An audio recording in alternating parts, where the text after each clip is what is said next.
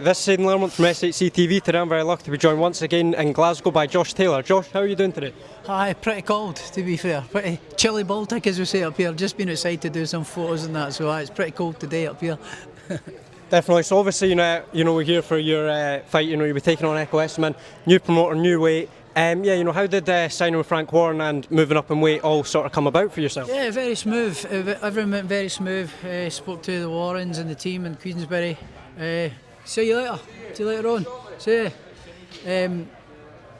all the negotiations went really smoothly. Everyone was great. And the first name they chucked at us was Eeko. So we're like, yeah, great name for to get our feet wet at welterweight. And a great test. It's a test that's going to prove if I've got what it takes at welterweight to go on and become a champion. So yeah, it's everyone's been great, and it's been an exciting time.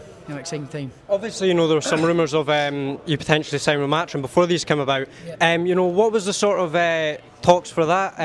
What did you sort of get to with that with Matchroom? Yeah, it was the same sort of thing. It was the same sort of talks. We sort of come to basically a deal. Everyone was sorted. The wages. In terms of when you want to fight, and they went quiet on us, and then that was in the September time, and then they were like, right, what we want to box you. We want you to box in January. This was like the start of December, 18th of January. I was like, it's no time, and then obviously I had to got in contact with Coach Joe. Joe was going away for Christmas and New Year with his family, so out of them 8 weeks it was there, I only had my coach for maybe 3 or 4 of them, so I couldn't do it, so I said no. But at the same time we were talking to the Warrens in Queensbury as well, and they were much warmer and much more enthusiastic about fights and plans and dates and everything. They seemed more willing and up for it, for coming here as well in Scotland and as well, and having big shows. They seemed a much better fit and much more up for it and much more willing to work with us. So yeah, it was a much better fit, and we're happy we made the move. So then obviously, on to the fight, you'll be taking on Ekow Essuman. I'm right in saying former GB teammate with yourself. Yeah. So, how did this fight all sort of come about, and what were the other options on the table?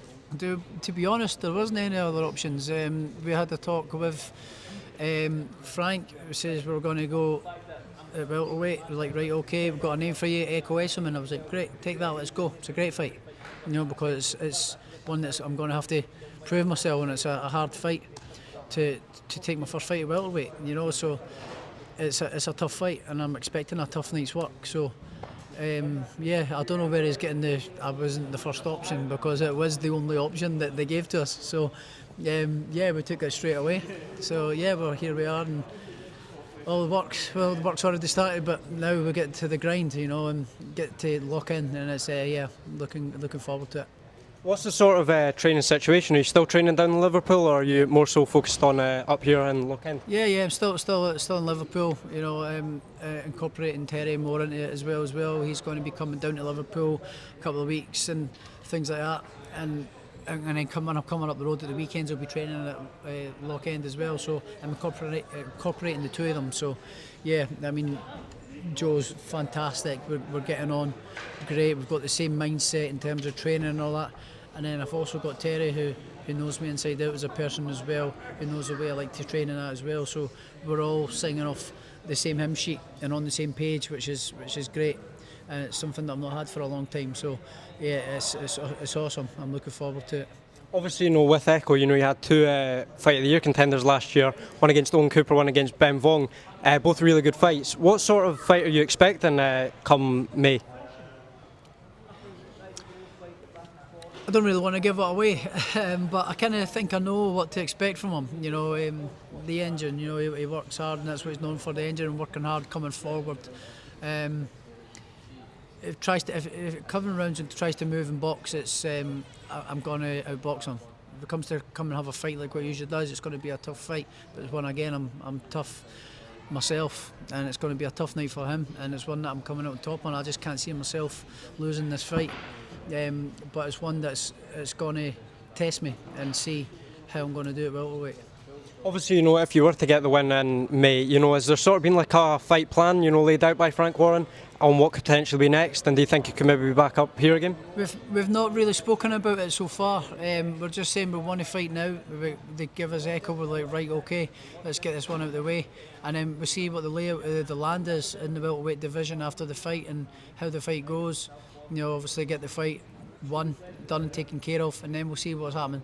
We've not really spoken about future opponents or anything, but we've spoken about goals and what I want to do, which is become a two-weight world champion and also fighting at Easter Road. So that would have to be in the summer. So get this one done nice and early in May.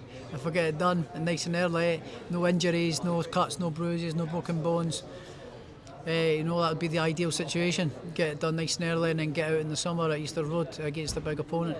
One thing I still want to touch on was that Easter Road fight. Obviously, the form we've been in recently with Hibs, 15 games unbeaten, and we've seen, obviously, past 2 weeks we've had sunshine underneath at the end. Yeah. Just imagine that belted out in front of 20,000 people would be incredible, wouldn't it? It would be it would be awesome. Obviously, I like to try and say, because up here it's quite hostile, the football scene. It's very hostile and sectarianism and all that kind of stuff. I like to try and keep that out of it, but even my pals who are Rangers fans and Celtic fans and people that are neither, but they hear that song and they hear everybody singing it and they say it's brilliant. They say, especially when we won the Scottish Cup against Rangers in the final, a lot of my pals are Rangers fans and they're like, the anthem is brilliant. It is a brilliant anthem, so it would be great to have that. It would be great to have that played at the end of a fight, or once I've won at Easter Road. That would be great. Definitely. So then, obviously with this fight being up here in Scotland, we've seen the undercard. We've got a brilliant undercard. Nathaniel Collins, Lee McGregor, Alois Jr., David Jamieson, your good friend Aston Brown, you'll be taking on Rhys Porter, Drew Lemond, Alex Arthur, Luke Bibby, a number of names.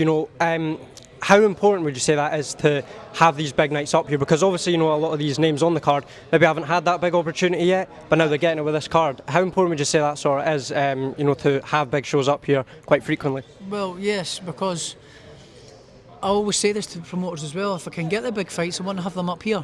It doesn't have to necessarily be at the Hydro, but I want to have them in Scotland, because the talent in Scotland gets starved for opportunities to showcase their skills.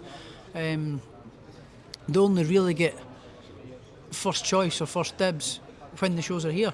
The rest of the time they get forgotten about. So it's great to come back home and all the lads, start card, all the Scottish lads coming through, get a chance to showcase their talent on a big stage. And as much as I can do it and as long as I can do it, I'll try and bring the big fights here. But there's bigger fights. Also lads coming through that are going to have big fights in the future. You've got Lee, you've got Nathaniel, you've got other lads coming through as well. So you've got amateurs that are still going to turn pro, that are going to be big names in the game as well. So it's a great privilege for me to sort of be holding the flag just now, and when I can play that card and say no, I want it to be in Scotland, and I want to get the Scottish talent a chance to prove themselves on the big stage. I think as well as that, I feel like the fan support also gets a wee bit overlooked as well.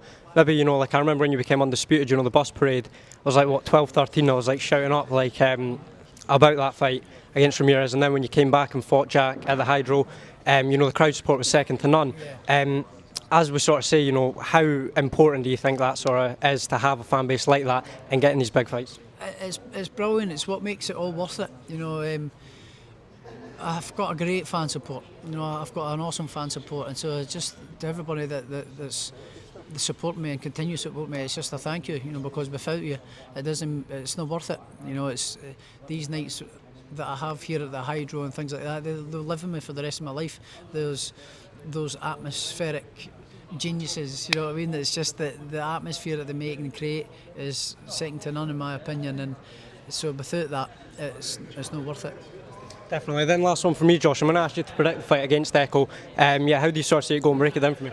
I see it being quite cagey early on, but I can see him going on the back foot and trying to box, which is good. But I think he might come out and try and be a little bit more aggressive, try and outstrength me, muscle me, because it's my first fight at welterweight. He might think I'm maybe not that strong at the weight, but he'll be proven wrong and he'll have a rude awakening. So either way, I think it's going to be an exciting fight, but I just can't see myself anything other than a win, whether it's inside the distance or a wide points distance.